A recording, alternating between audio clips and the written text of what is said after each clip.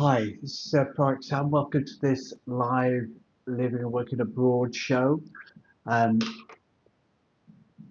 I have to talk to my producer to start this off. He keeps telling me to set this up in portrait format, but the actual setup when we do the event requires me to switch everything to um, uh, from landscape to portrait. And instead of setting it up in landscape, so that caused me issues each time, which is why you saw me caught short at the beginning of this very interesting living and working abroad show. So we've got lots to cover today, and we're looking at what can be done, what can be done to move forward. And I want to, there's masses of things happening in the world at the moment, lots of changes going on. How do they affect expats living and working abroad? How do they impact the decisions you're going to take for your family and your business in the coming years? And what is going to change and why will it change? And these are some of the things that we want to look at in today's show. So we're going to cover a wide range of things with different issues on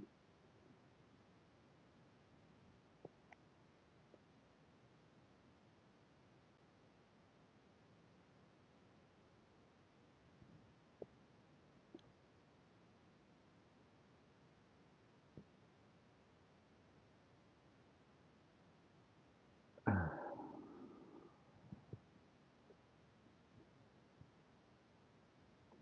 different issues on living and working abroad. And I hesitated then because my producer is saying, "Are you ready?" And I'm actually online now. I don't know whether that message came in late or whether he's doing something else. But we need to get the preparation and the setup for these live YouTube channel shows a bit better. So sorry about that. Hopefully we can edit it out. But we're going to cover political agendas from different locations and how they're affecting expats in the UK, in Spain, in France, in Cyprus, and other places around the world. How the world is changing, whether it's through electronic methods of government and exchange of information, as well as the political tide is changing, and whether the world will see a transformation from a global politics to a more regional or even country-based approach to uh, how things operate uh, going forward. So let's crack in and let's start with our today's show for the living and working abroad world. First of all, let's consider uh, we've had fed to us over the last 10 or 20 years about global warming and the world's going to end. Scientists can work this out, even though we know from history that there's been ice ages and hot and cold periods throughout the generations. You just got to ask the dinosaurs what happened to them to make them extinct. So we've got a global warming at the moment, but is that a natural uh, cycle of the universe and the planet, or is it because of what's being done locally? Yes, we can do some things about it, but do we need to do this extreme form of migration from systems that are working at the moment to new systems that require new production, new energy manufacture, and transforming the world from where it is into where we think it would be a better place? Wouldn't it be embarrassing in 10, 20, 30 years if we found that global warming was still going on when we've been to all the trouble, time, and expense to decimate the way that we operate at the moment? Um, uh, Trees, for example, simple thing for me, trees, plants absorb carbon dioxide and let out oxygen. Humans, adults, animals breathe oxygen and give out CO2, carbon dioxide. So isn't that a balance? So that should work. We need to get the balance with the rivers and the pollution, the seas and the water. Everything need to be balanced. but the balance is not cutting down the trees to put up solar farms. Farms are there to either grow crops or just have trees and plants growing to support the human and animal life alongside it. So there's lots of things that potentially change. There is the net zero under challenge. What about trade? Donald Trump's come into power and he started his trade wars with tariffs being applied to people around the world. So what's the impact of that? What's the impact of the deals that can be done there? Can we get to an environment where trading between countries is a way of making money for each other, or not just necessarily a way of extending political influence or control or oppression of the masses for the benefit of the few?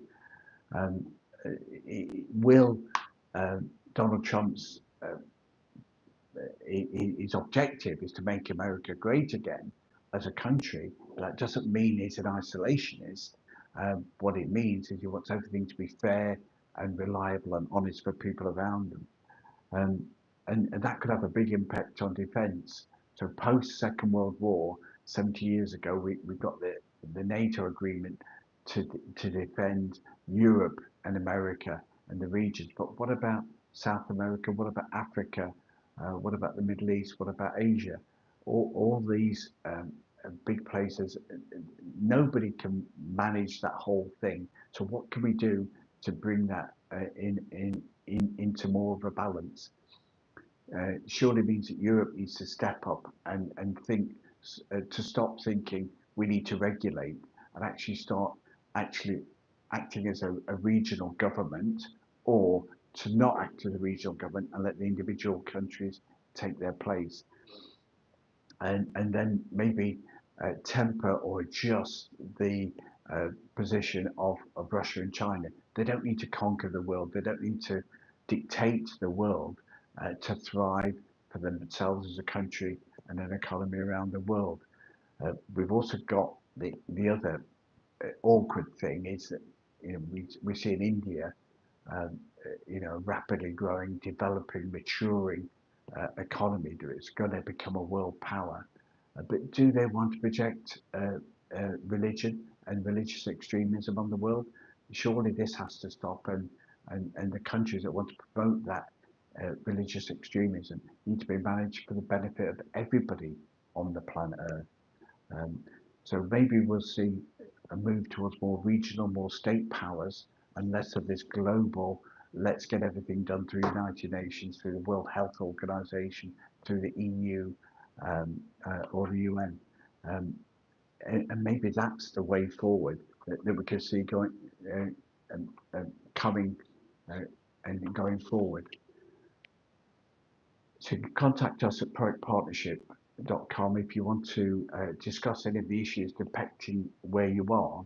So what I want to do now is change the changing world that we've got and take a closer look at actually what actually could be happening and impacting us as expats living in the UK or living outside the UK. Um, we've heard a lot in the 9 months since the current government was elected in the UK about the far right being this, that, and the other. But actually, isn't it that this government is far left? It's a distinctly socialist. It's a left-wing socialist agenda that's been propagated to nationalise and centralise everything within the government, um, even to the extent where they're uh, politicising the police force. So within the police units, it's now been, we find out that they've got these special units which monitor what people say and think in the public media. And that's been used to prosecute and lock people up quite quickly. So if you do a social media post about Southport, for example, you get locked up for 3, 6, 9, 12 months straight away. But if you actually did the murder, then you've got time and you've got rights to be considered.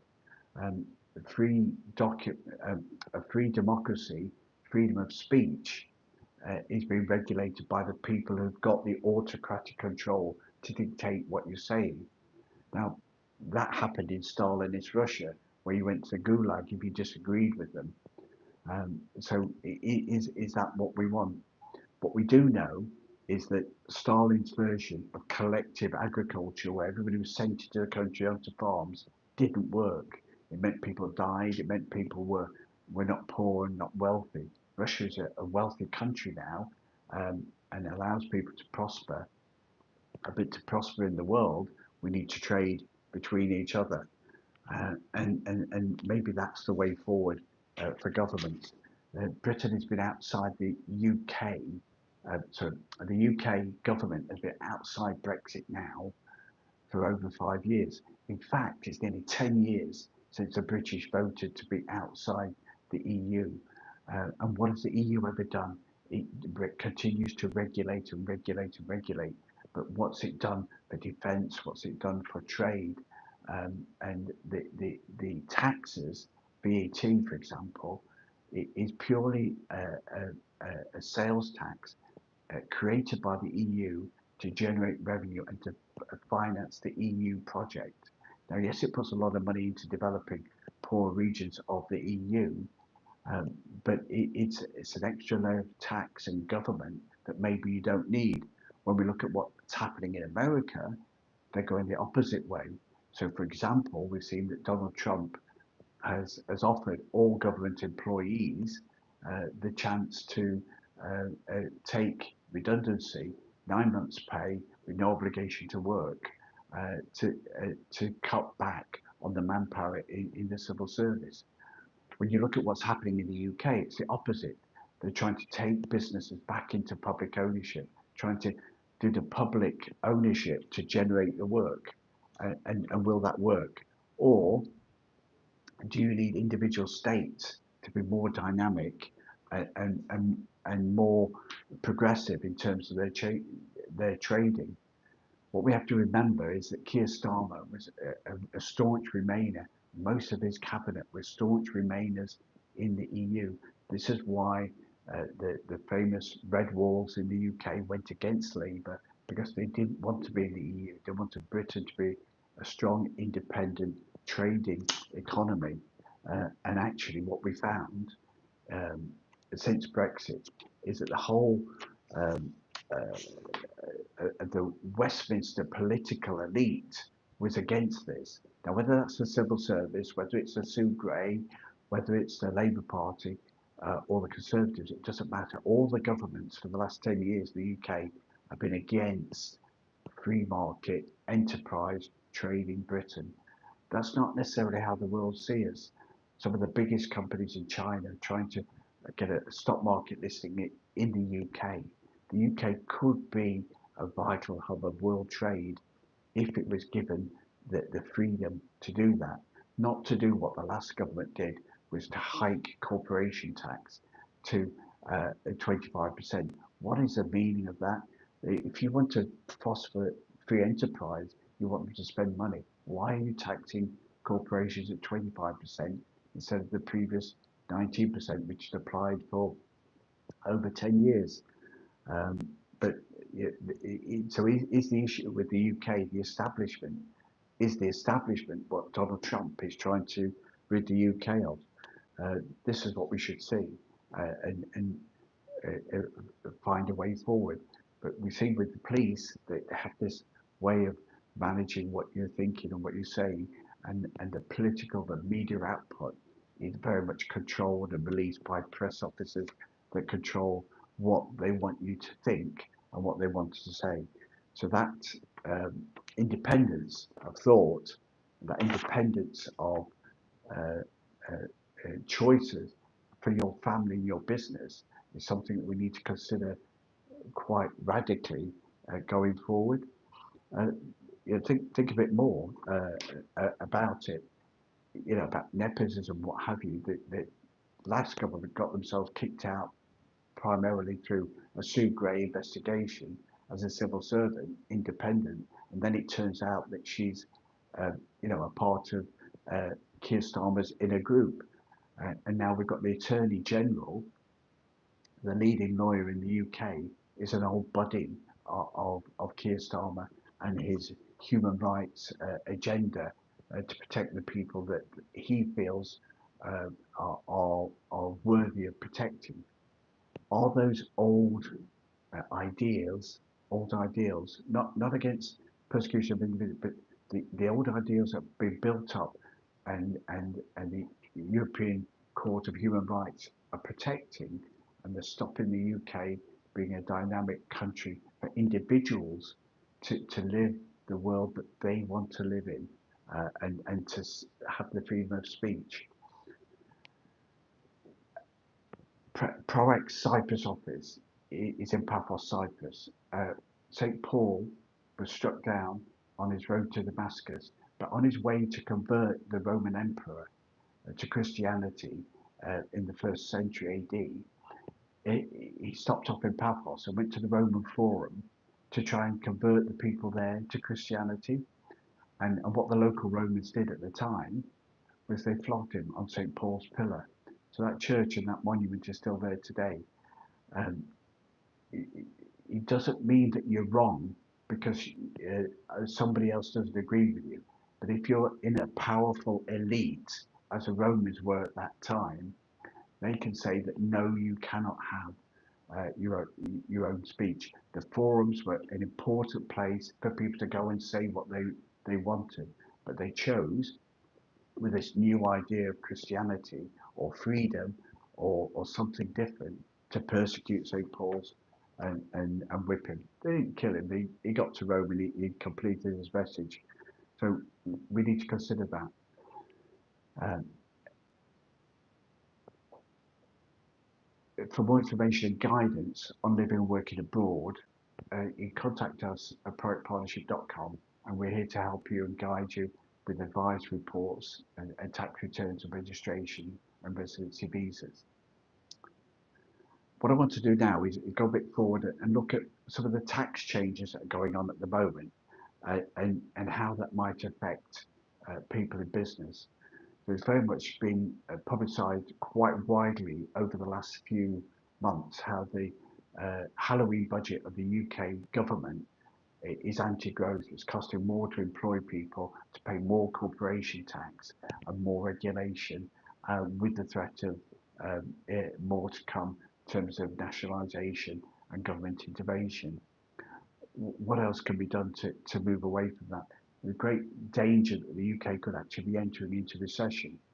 Now, if you've got a 25% corporation tax, we've got a solution uh, uh, uh, with the corporate services division of Private Partnership, where we can offer you a way to create a family a business or a trust company or a holding company based in Cyprus that can give you a 50% saving in your corporation tax rate.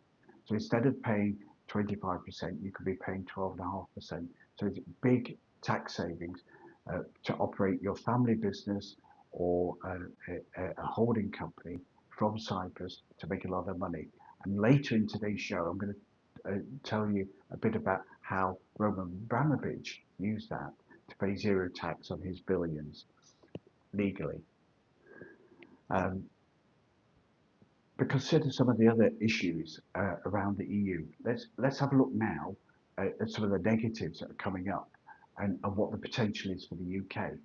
Now, there is a bit of tax creep going on around the world, with the G20 looking to actively introduce a wealth tax. Now, wealth tax doesn't work very well when they say it's a wealth tax introduced by a country. And expats need to consider that because it can be quite a negative factor on what you're doing. So some countries are trying to introduce that, and potentially that could be introduced by the UK. Now, what they did in the last budget was introduce a 1.25% increase in employees' national insurance contributions by their employers. So it's a wealth tax on people that are working. It's a wealth tax on jobs. But what if they started introducing that on other things? So in France, we've already got that. So and they're going to extend it. In France, there's a tourist tax. So if you're staying in a French hotel, but you're not from France, there's an extra charge that the hotel has to make. There's a pure tax to you. And now the French government in the last couple of weeks have announced that they're going to extend their version of the tourist tax to tourist visitors as well. So when you go to a tourist site, pay an entrance fee at the Eiffel Tower or the Louvre or one of the other um, tourist spots in France, there'll be an additional charge, which is a tax, and it's a tax for tourists. So if you're French, you won't get charged that tax. You're getting cheaper. Why not? But tourists are being taxed, and it's a backdoor way of governments introducing a little extra 1-2% here. There's a solidarity tax in Portugal potentially, um, you know, health tax, wealth tax, um, tourist taxes. These are little things that are coming in insidiously to impact on expats um, around the world and about your choice of location. So these are things to consider. Most worrying of all is the new left-wing um, government in Spain has promised to introduce 100% purchase tax uh, for UK, well, non-EU citizens buying property in Spain. So if somebody from outside the EU buys property in Spain, then he's promised them they're going to get 100% tax. So you pay 100,000 for the apartment. It, uh, that's the cost price. The tax for that purchase tax will be another 100,000. So it costs you 200,000.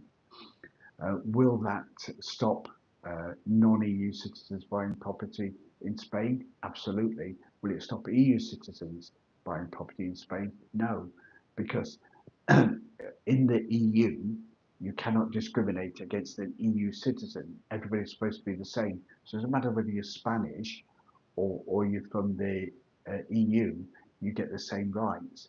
So this false narrative that the Spanish Prime Minister is choosing to try and uh, limit the amount of property bought by overseas investors or holiday homeowners, it kind of doesn't work because you might lock the door to uh, 70 million British people or 200 million Russian people or 200 million American people, but you've still got the population of the EU um, that can potentially buy property in Spain at the same price as a Spanish person.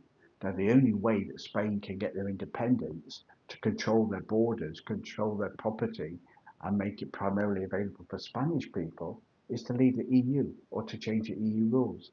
And so that's an interesting thing to see where that's going to go in the next few years. But property investment in Spain is not going to be driven by UK investors, for one, who are, admittedly do own a lot of property in Spain. So just consider that as a way forward about what the potential impact of that is. And of course, it's another reason to say that the EU and the EU's regulation can benefit an individual or a country, but it can also equally have a negative effect. It is that EU regulation, that your plastic cap on your bottle doesn't fall off and it's ready for recycling. Does that work for everybody? Is that necessary for everybody? These are things that we should know and understand. And it could be better that the Spanish people take control of their property, their borders, their taxes, and uh, make sure that they can engender a real environment that works for them. In the UK, um, the Halloween budget is still got its ramifications. So some of the changes that were made then don't actually come into effect until April 25. Some of them do, and expats need to consider some of the rules. Um, Non-dom rules are changing, although they're threatening to water them down slightly and not make them quite as harsh. But the rules for domicile and tax residents are changing, and it will have an impact. Uh, for example, for property owners. So, if you're an expat in the UK, from the 5th of April, irrespective, that all comes in straight away. If you've been in the UK more than 4 years, you've then got a potential liability to income taxes, dividend taxes, uh, interest taxes, and capital gains taxes on your worldwide assets and income. Uh, so any non-dom uh, expat in the UK at the moment is going to have that big change that comes forward from the 5th of April. So if you're a tax resident in the tax year from the 5th of April, i.e. if you're in the UK for more than 6 months, by the time we get to October 25, then you'll be subject to these new rules, which could have a big impact or it could not. If you want more advice, you can ask Private Partnership, or you can ask Rishi Sunak's wife. If you remember last year, about 18 months ago, Rishi Sunak's wife, who's the daughter of one of the richest Indian families, was a big dividend receiver, but because she was non-dom, she wasn't paying tax on those dividends in the UK. And so what Rishi Sunak and his wife chose to start paying that tax on there.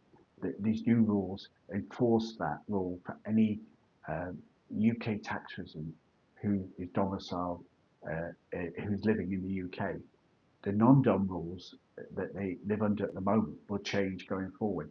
So if you've been in the UK as a tax resident for 4 years, they're automatically going to be deemed domicile and therefore liable for taxing your worldwide income from the 5th of April this year. So there's ways to mitigate that, there's ways to change that. Um, we talked already that you can have a holding company outside Cyprus and transfer some of the profits from the UK to reduce that. If you've got a family trust or a business trust, then again, you've got a way of holding assets, receiving income that is not necessarily going to give you an individual tax liability. So a corporation works very well, uh, but it still gives you corporation taxes. Trusts can get taxed as well, up to 45% in the UK. We've seen the Halloween budget introduce inheritance tax as well as income taxes up to 40% um, inheritance tax and 45% income tax on pensions in the UK. And these can be mitigated against tax um, if you choose the right location, the right plan. And at ProAct, we know how expats can, we know how to organise expat family and business to hold their property and their investment assets in a family trust that protects them from inheritance tax, and it protects them from income taxes, and it protects them from dividend taxes. You don't need to own the yacht uh, to enjoy the pleasures of that. Ask Roman Abramovich more of that shortly. You don't need to own the property to live in it. You can rent the property and enjoy that. You don't need to own it, but those assets can still be part of yours. In the UK, pension funds were seen as a way of accumulating assets, and you could have a 1, 2, 3, 5 million pound pension fund in the UK that's now subject to inheritance tax as well as income taxes when you get that. So there's ways to reduce that level of tax. In Cyprus, the maximum tax you'll pay on your pension is 5%. If you go to some other jurisdictions, you can potentially get it even less. For more information and guidance on managing your overseas capital gains and income and dividend tax liabilities as a DOM or a non-DOM, you can contact us at proactpartnership.com.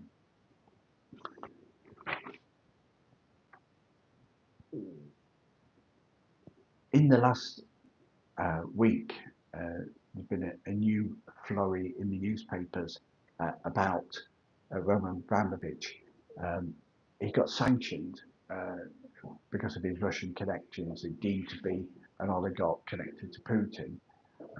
But he's got a big business empire, and the way he's running that was very tax efficient for him and completely legal.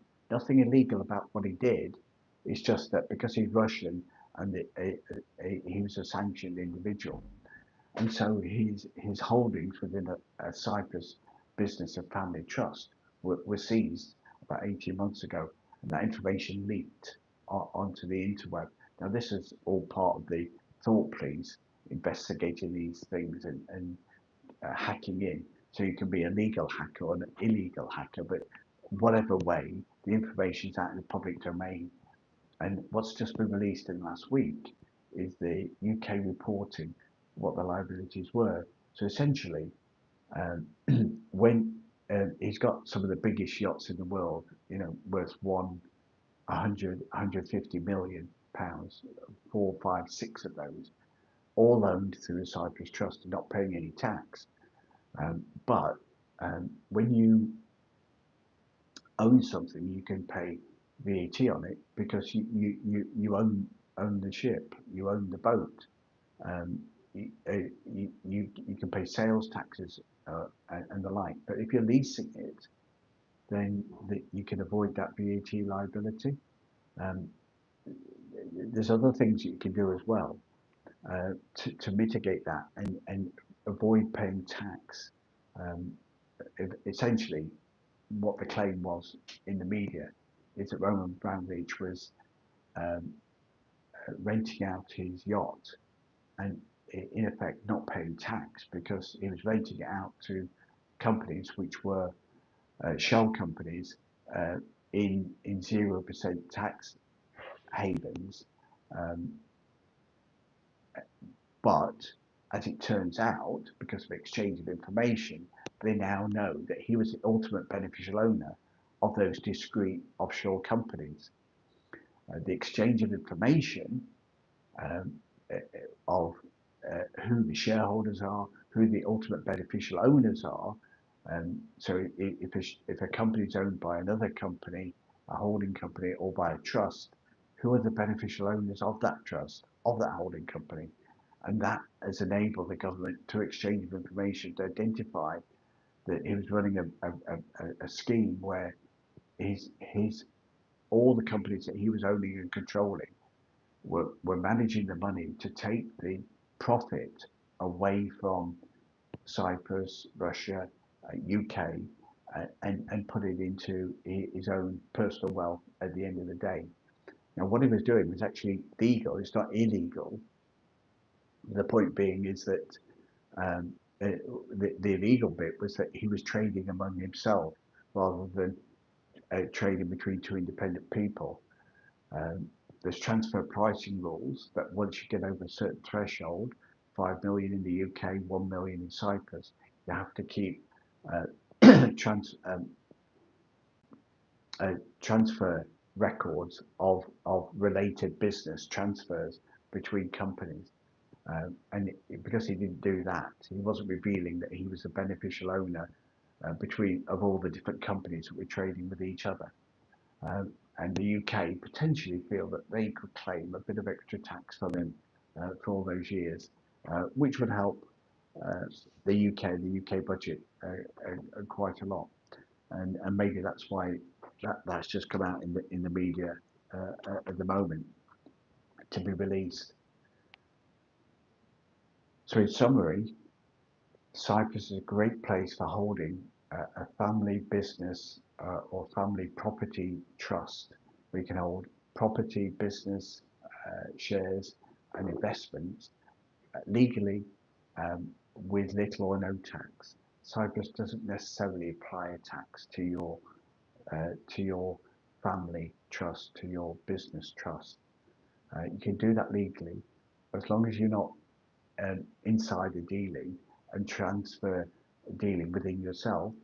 That's a legal way of going ahead and running your business, and we can help you with that to uh, protect your images and your business and your wealth, not just across border, but also down generations, because assets that we can get into a Cyprus trust are not subject to inheritance tax, are not subject to dividend taxes or income taxes. So it's what suits you. We always follow the rules, always follow the rules. There may be some taxes to pay somewhere, solidarity with the taxman, um, mitigation of government that wants to tax on property or on employment. But the trust can protect you and it can protect your family and your business across border and down generations. So if you want to control your future, your family's future, for your children to inherit what you've earned, what you've invested, what you've built up in your business, and not just pay tax on all those savings, all that business creation, all that wealth creation. Talk to us at productpartnership.com and you can contact us. We offer a free consultant review, which is real-time advice with a professional consultant that we've got. But we've got investment people, accountants, legal people, uh, the experts cross-border with estate and property and business planning. Contact us at productpartnership.com. I want to go slightly off topic now uh, in terms of looking specifically. uh, the end of January was the end of the UK tax year for submissions. So any expat who was submitting an online return, those returns were due by the end of January. Um, and HMRC have already released information saying that more than 1 million people missed their tax return deadlines, um, which is a bit unfortunate. Now, for them to release that within a few days of the end of the tax year smacks of scaremongering for me. But it's also a hurry-up call that if you were due to do a UK tax return as an expat or UK resident and you haven't done one, you need to do one now. You may be liable to £100 fine automatically for the return being late. If you need help and guidance filling out a UK tax return as an expat or a resident, contact us at productpartnership.com and we'll get that sorted pronto for you. When do you need to do a UK tax return? You need to do a UK tax return if they ask you to do one. If you've got taxable income in the UK, that could be a capital gain tax, could be a dividend tax. I'm not sure why my screen blinked off there. I hope you didn't miss the sound. So the UK tax authority is going to, if they ask you to do a tax return, you have to do it. If if you've got taxable income or capital gains tax income or royalty income, any type of income that's fixed in the UK, then you need to do a tax return. Property rental income, property capital gains are all reportable in the UK. Uh, and so you need to consider that and get your return done and get it in on time. If you need help and guidance on that, contact us at productpartnership.com. Now, this year, April 25 is the last year for these wretched penalties to be applied. From April 26, the new Making Tax digital system is fully rolled out in the UK. Well, that is the plan. It's in beta at the moment. But this wretched system of £100 fine for a missed penalty deadline is going to be missed. It's an awful scenario because it generates an automatic fine and it will keep sending you reminders and penalties and add it up to be 1,200 with interest. But actually, it's not necessarily due. If there's good reason that you haven't put that return in for whatever reason, um, then that's not your fault. If the Inland Revenue, for example, have sent you a letter or expect to return, but they haven't notified you, or by the way, you've relocated, they didn't change your address, they didn't update their records, and you never received that notification, then we can argue the case. So products are very good at arguing the case. It can take time. At the moment, it's a wretched system because you get reminders monthly for this money. But again, this week, only this week, we've had a couple of big wins where finally the HMRC have processed the applications that they've been sitting on or processed incorrectly over the last 2, 3, 4 years and realized that yes, they did have the information, they did have it on time. There was good reason for them to have questioned or delayed or not processed it, whether it's their good reason, HMRC's, or whether it's the client's good reason, and then they've wiped out the debt. So we're masters at that. So if you've got a penalty from HMRC, do contact us and we'll sort that out for you. More than 100 more than a million people not complete a tax return is quite a lot, and it's an interesting scenario. If you leave the UK um, or return to the UK and you trigger a tax event, almost certainly the HMRC are going to ask you to complete a return, because what they want to do is verify your non-residents. There's a big issue with people that are a bit expat, they're non-resident, and they're living and working abroad and they're returning to the UK. Now, if you're not outside the UK for long enough, the UK have got the right to tax you on that income. Now, to be safe and secure, you need to be working abroad as an expat for 3 full tax years before they will automatically, not retrospectively, tax you on your income overseas. If you leave the UK and stop paying tax there and earning money abroad, the UK could fully intend to, um, uh, uh, and you're only outside the UK for less than or only one UK tax year, then the UK are very capable and very liable to retrospectively tax you on that whole of that earnings abroad. Now, there are exceptions to that. So if you've got the type of job where it's a short-term contract, maybe for a government agency or maybe as a teaching assignment, you can get exemptions for that. But you have to follow the procedures, you have to follow the rules to make sure that you can't go abroad thinking that you've made 100, 200,000 over a couple of years savings to come back to the UK, only to find that to be taxed at up to 45% when you're back in the UK. Nothing will soul destroy. So we can advise you and guide you on entry and return dates to the UK, as well as preparing and making those tax applications for you to make sure that it's mitigated and it's working for you. For more information guidance on relocating in and out of the UK uh, or other jurisdictions, contact us at approachpartnership.com. Another big thing that is issues is capital gains tax. Capital gains tax is a liability, and expats need to be aware of that. If you went to the UK after the 5th of April this year, after the 6th of April, so you're into 25, 26, if you went to the UK um, during that tax year, the capital gains tax is effectively assessed at the end of the tax year. So potentially you enter the UK, they could consider any capital gains from the 6th of April through to the following 5th of April 26. So just have that in mind. If you're relocating from overseas, selling overseas property, you want to protect your income and your capital gain abroad and not have that taxed in the UK as well. Now, uh, we can protect the income, but they can still potentially go after the capital gain. If you return to the UK, for example, before the 5th of April 25, any capital gain you've got worldwide in last year could potentially be liable to UK capital gains tax assessment.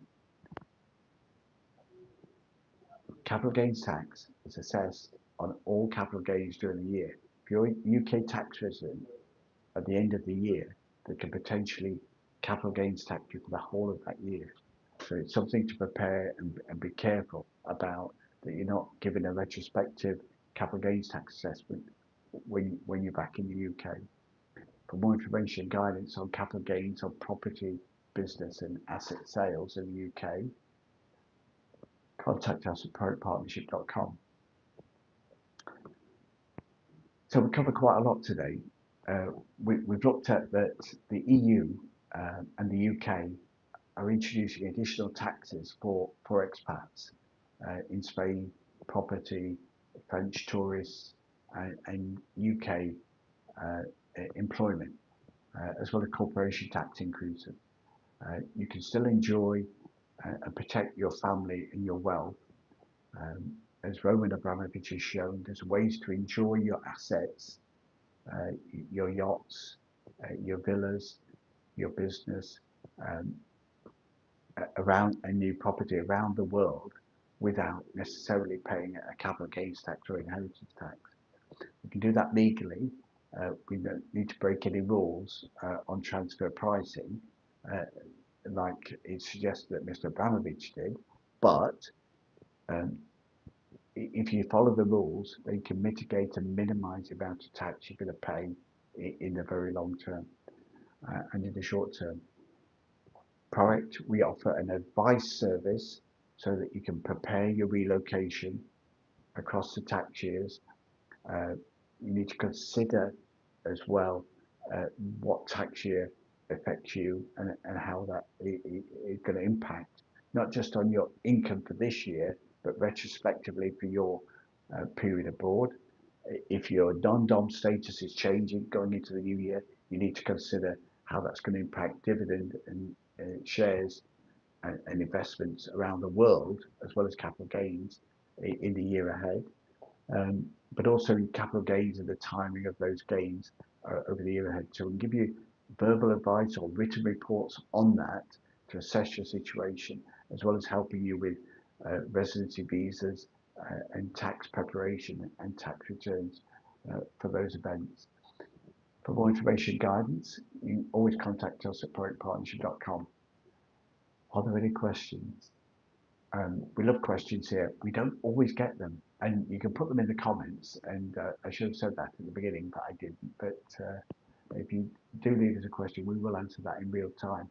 If you leave us a question after the event, then we'll try and cover it in the future. YouTube, living and working abroad. You can follow us on Twitter. You can follow us on LinkedIn, as well as our Facebook groups, to try and develop our community abroad in the Middle East, in Portugal, Europe, UK, and the EU and Cyprus. Thanks a lot for listening today, and we look forward to seeing you next time.